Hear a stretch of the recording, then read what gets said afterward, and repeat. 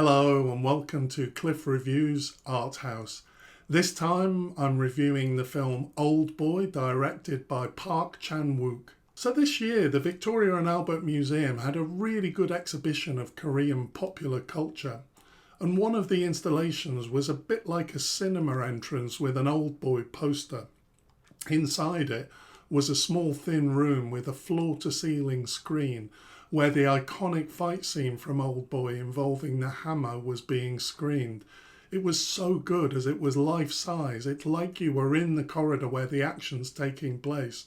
It's an interesting fight scene as it's very two-dimensional, like an old computer game where you can only go left and right. Having not seen Oldboy, I added it to my watch list and I finally got round to watching it. So this is a film about a character, Oldboy, a bit of a dropout who ends up being kidnapped and held for 15 years. After 15 years he's released, and the film then becomes about him solving the puzzle of who kidnapped him and, more importantly, why. I think the first thing to say is that it feels like a totally original film, very creative and unusual. Park Chan-wook is one of the wave of great Korean directors that have really emerged in the 21st century. I also think the film is really well structured, written and clever with its twists and turns, beautifully constructed, and comes to a big climax at the end.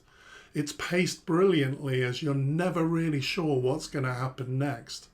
However, all that said, I do have mixed feelings about this film.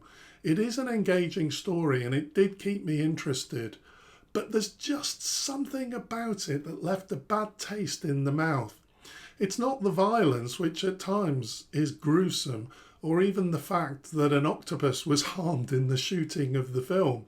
Rather, I think my discomfort was caused by the treatment of women. Obviously, we have the multiple cases of incest which are at the heart of the story. This is uncomfortable enough, but I don't think that this is the problem in itself.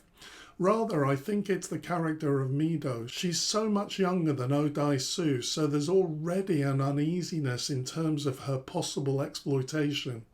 The way she's treated seems really problematic. He almost rapes her.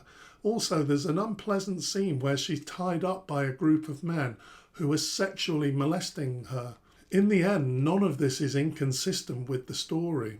She's been hypnotised, so she doesn't have any agency. She's at the mercy of this sadistic person seeking revenge. However, Oldboy is the same as her, but somehow he still seems to have an air of cool about him. He doesn't feel quite as exploited as Mido does. I do think it's probably the case that the director Park Chan-wook wants me to feel this level of discomfort. It is a really dark film of revenge. So the fact that I feel like this probably means he was successful in this aim. But overall, I can't say that I like this film. Despite that, I do think it's worth watching, not only for that iconic fight scene in the corridor, but also because it is really creative and does have a lot of depth. A fascinating but pretty uncomfortable story.